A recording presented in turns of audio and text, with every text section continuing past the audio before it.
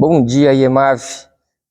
Com imensa satisfação, nós damos início às séries de cultos online, que a igreja está com esse costume de transmitir. Então, o último domingo do ano, assim como o primeiro do próximo ano, estaremos sendo acompanhados e abençoados pelo Senhor de forma online, né? Não temos os cultos presenciais, e sim temos a mensagem do Senhor através do nosso YouTube, né? Somos gratos pela tecnologia e o que ela nos oferece.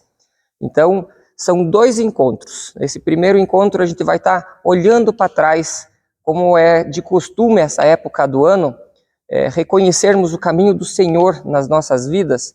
Então, hoje pela manhã, o Espírito Santo vai nos conduzir nesse pequeno relembrar o que passou neste ano de 2025.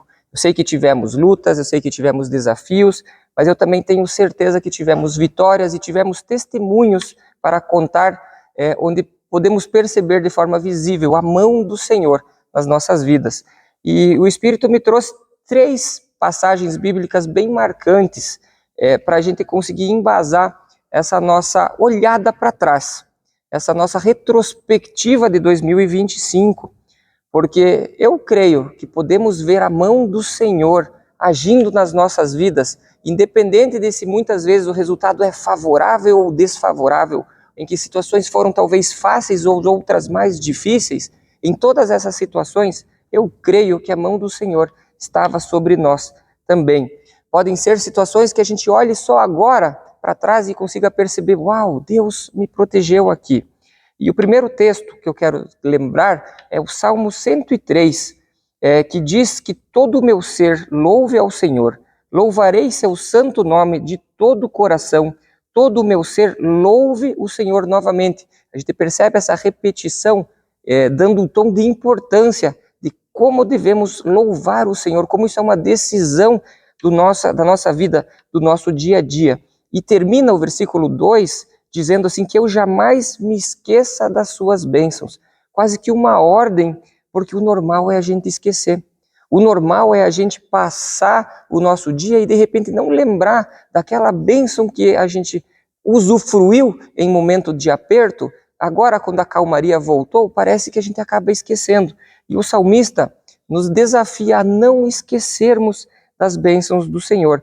E muitas vezes a gente pensa assim, uau, uma bênção do Senhor é algo extraordinário, algo fora da normalidade, mas as graças diárias também são consideradas bênçãos.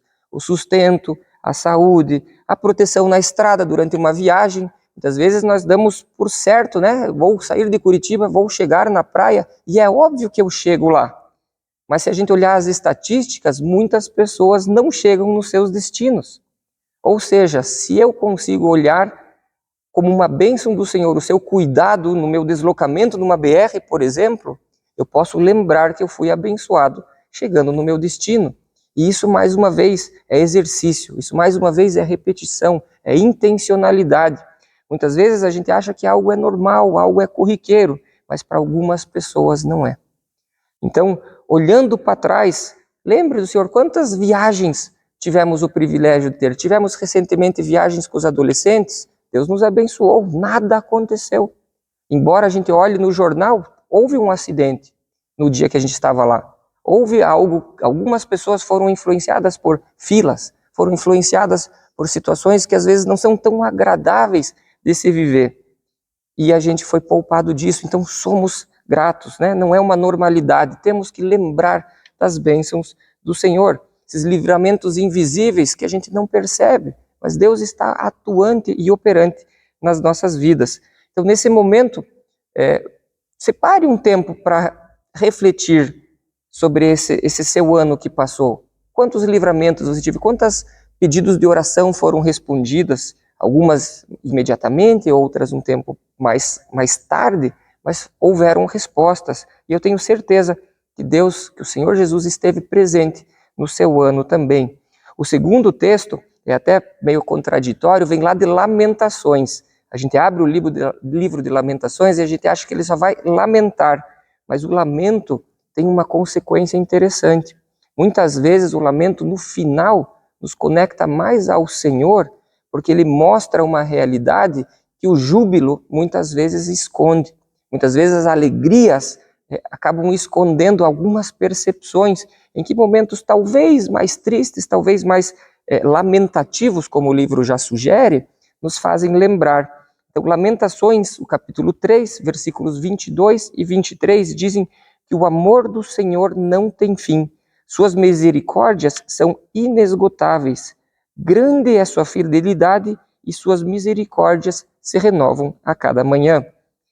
2025, houveram dias bons, houveram dias ruins. Isso a gente sabe, a gente vive na terra, a gente entende essas situações. E Jeremias, quando ele escreve pela fidelidade do Senhor, ele diz que elas se renovam a cada manhã. As misericórdias do Senhor se renovam a cada manhã. Somos gratos quando acordamos, e muitas vezes eu até exteriorizo, e eu convido a igreja a exteriorizar, agradecer Deus, obrigado pela sua misericórdia renovada mais uma manhã. Temos que ser intencionais, porque isso faz a gente reconhecer os caminhos do Senhor nas nossas vidas. Então, o segundo ponto que eu trago, lembrem-se de agradecer, lembrem-se de citar essas misericórdias do Senhor. É onde a gente amadurece, percebendo e reconhecendo os caminhos de Cristo no nosso dia a dia. Houveram dias difíceis? Peça ao Senhor que traga a revelação de por quê, como, o que eu acabei aprendendo nesses momentos.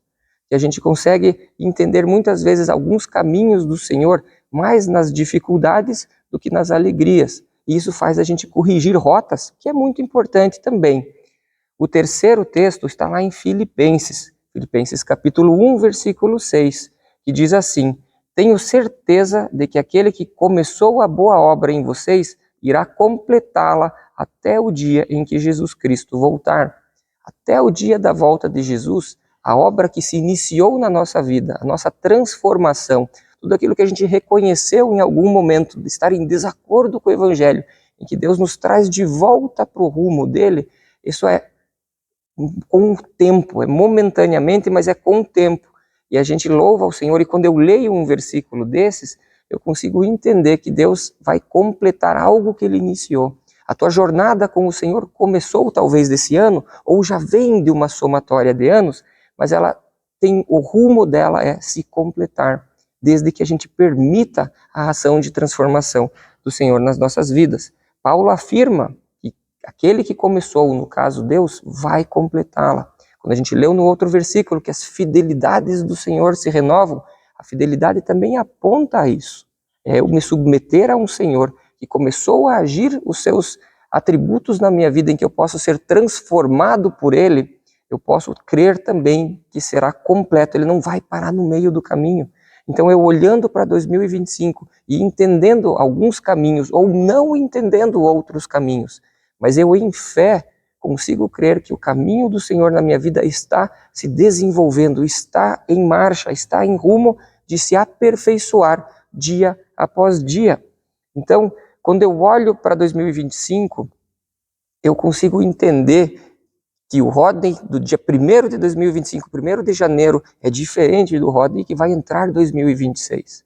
E assim também eu desafio a igreja a se autoanalisar, a cada um se auto-perceber aonde eu estou em transformação, que áreas eu estou conseguindo permitir ou estou deixando o Espírito Santo me transformar de uma forma mais rápida.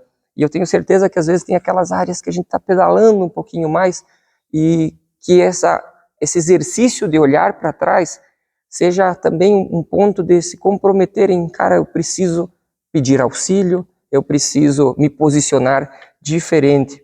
Então, quando a gente começa a fazer esses exercícios, a gente começa também a louvar, a agradecer ao Senhor, porque a gente entende em que processo cada um está envolvido, em que parte do processo nós estamos.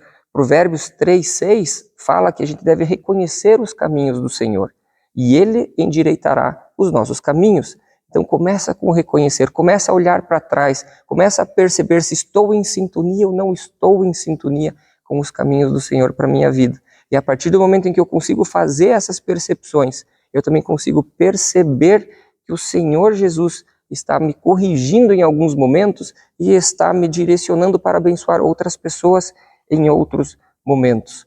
Eu convido cada um a não deixar passar essa oportunidade, a realmente olhar para o ano e dizer, cara, preciso corrigir isso, nossa, eu preciso melhorar naquilo, assim como louvo ao Senhor pelas vitórias que eu consegui, louvo ao Senhor pelas situações que acabamos vivendo, né? Pode ser individual, pode ser em família, em que a gente consegue perceber os caminhos do Senhor de uma forma palpável, uma forma visível, para que a gente consiga entrar no próximo ano com outros conceitos, né? A nossa ideia é sermos transformados para que a gente termine o ano quase que num nível mais baixo que a gente comece o próximo, para que a gente consiga sempre evoluir.